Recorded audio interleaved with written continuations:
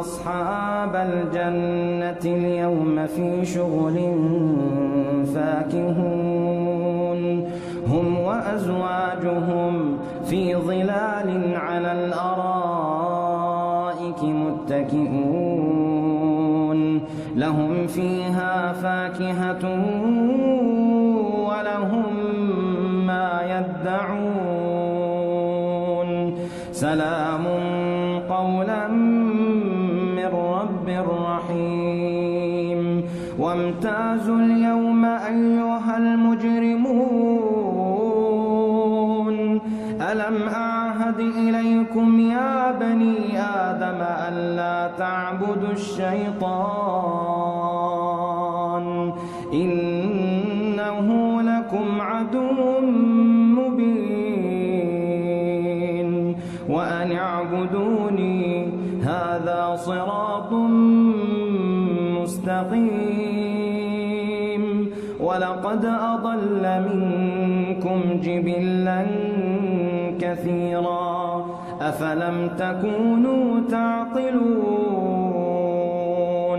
هذه جهنم التي كنتم توعدون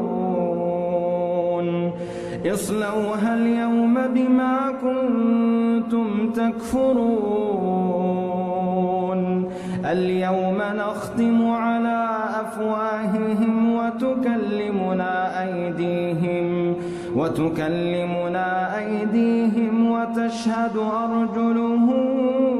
بما كانوا يكسبون ولو نشاء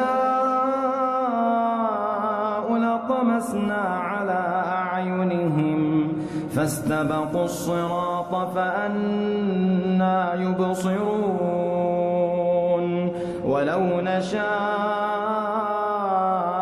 لمسخناهم على مكانتهم فما استطاعوا مضيا ولا يرجعون ومن